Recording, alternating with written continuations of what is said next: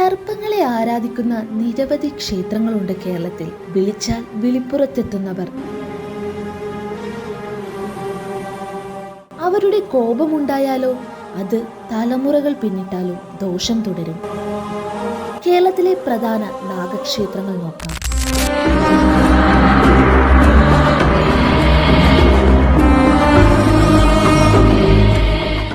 ആലപ്പുഴയിലെ ഏറ്റവും വിസ്തൃതിയുള്ള ജൈവ വൈവിധ്യം നിറഞ്ഞ കാവ്, സർപ്പമുത്തച്ഛനും കൂട്ടരും ഉറങ്ങുന്ന നിലവറ, നാഗങ്ങൾ സ്വൈര്യവിഹാരം നടത്തുന്ന മണ്ണ്, മുഖ്യ പൂജാരി സ്ത്രീയായ കേരളത്തിലെ ഏക സർപ്പക്ഷേത്രം.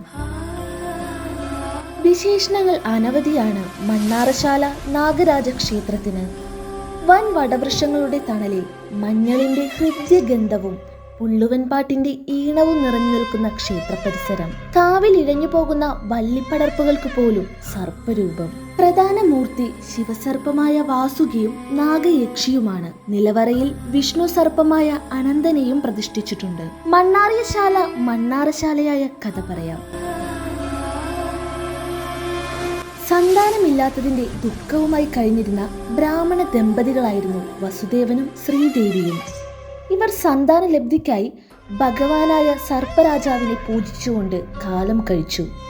അങ്ങനെ ഇരിക്കെയാണ് വനത്തിൽ തീപിടുത്തമുണ്ടാകുന്നത്. കാട്ടുതീ ആ കൊടും കാട്ടിൽ കത്തിപ്പടർന്നു. സകലതും നശിക്കുന്ന അന്തരീക്ഷം. അഗ്നിയിൽ സർപ്പങ്ങൾ വീർപ്പുമുട്ടി ജീവനു വേണ്ടി കേണു. ആ കാഴ്ച കണ്ട ദമ്പതികൾ തങ്ങളുടെ മുമ്പിലേക്ക് ഇഴഞ്ഞു വന്ന സർപ്പങ്ങളെ പരിചരിച്ചു. രാമച്ച വിശരി കൊണ്ട് വീശിയും തേനും എണ്ണയും കലർത്തിയ നെയ്യ് കൊണ്ട് അഭിഷേകം ചെയ്തു അവരെ രക്ഷിച്ചു. ദമ്പതികളുടെ പരിചരണത്തിൽ സർപ്പദൈവങ്ങൾ സന്തുഷ്ടരായി. കാട്ടുതീ അണഞ്ഞു. മണ്ണാറിയശാല മണ്ണാറശാലയായി. സർപ്പങ്ങൾക്ക് അഭയം ലഭിച്ച പുണ്യസ്ഥലമായി. അങ്ങനെ അന്തർജനത്തിന് ഇരട്ട കുഞ്ഞുങ്ങളുണ്ടായി. 5 തലയുള്ള സർപ്പശിശുവും ഒരു മനുഷ്യ ശിശുവും. സഹോദരങ്ങൾ ഒന്നിച്ചു വളർന്നു.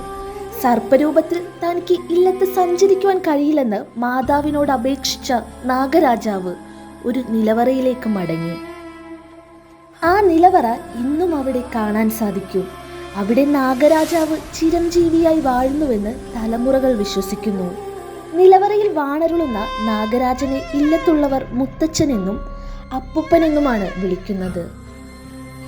ക്ഷേത്രത്തിലെ പ്രധാന പൂജകൾ ചെയ്യുന്നത് മണ്ണാറശാല ഇല്ലത്തെ മുതിർന്ന സ്ത്രീയാണ്. വലിയമ്മ എന്നാണ് ഇവർ അറിയപ്പെടുന്നത്.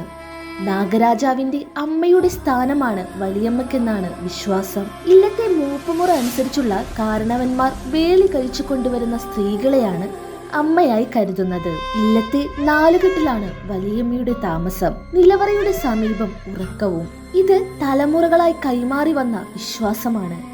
ഇല്ലത്തെ നിലവറയിൽ ചിരഞ്ജീവിയായി വാഴുന്നുവെന്ന് വിശ്വസിക്കപ്പെടുന്ന സർപ്പദൈവങ്ങളുടെ സമീപം അമ്മ വേദമന്ത്രോച്ചാരണങ്ങളുമായി കഴിയുന്നു.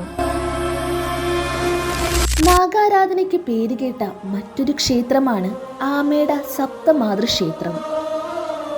വിളിച്ചാൽ വിളിപ്പുറത്തെത്തുന്ന ശക്തി സാന്നിധ്യം. സപ്തമാതൃക്കളും ഒപ്പം നാഗരാജാവും നാഗയക്ഷിയുമാണ് ഇവിടുത്തെ പ്രധാന പ്രതിഷ്ഠ. കാലങ്ങൾക്ക് മുൻപ് പരശുരാമൻ ഈ പ്രദേശത്തു കൂടി സഞ്ചരിക്കുമ്പോൾ വേമ്പനാട്ടുകായൽ തീരത്തെത്തി. ആ സമയത്ത് ദേവാസുര യുദ്ധം കഴിഞ്ഞ് കായലിലൂടെ ആമപ്പുറത്ത് സപ്തമാതൃക്കൾ സഞ്ചരിക്കുകയായിരുന്നു.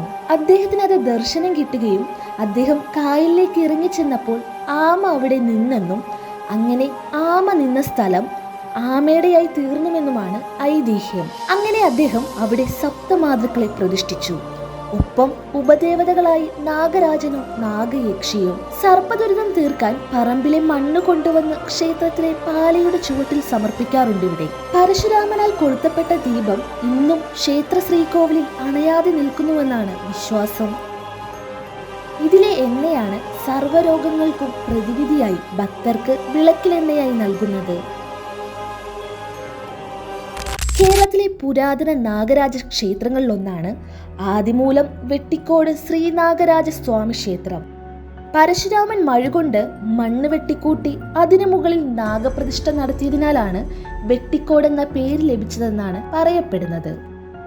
അനന്തനും നാഗയക്ഷിയുമാണ് പ്രധാന ദേവതകൾ. സർപ്പരാജനായ അനന്തനെ അതേ രൂപത്തിലാണ് ഇവിടെ പ്രതിഷ്ഠിച്ചിരിക്കുന്നത്. ഇങ്ങനെ പ്രതിഷ്ഠിച്ച് ആരാധിക്കുന്ന കേരളത്തിലെ ഏക നാഗക്ഷേത്രവും വെട്ടിക്കോട് ശ്രീനാഗരാജസ്വാമി ക്ഷേത്രമാണ്. ക്ഷേത്രത്തിനു ചുറ്റുമായി നിരവധി നാഗശില്പങ്ങൾ കാണാൻ സാധിക്കും. നാഗലിംഗ പൂക്കളാണ് ഇവിടെ പൂജയ്ക്ക് പ്രധാനമായും ഉപയോഗിക്കുന്നത്.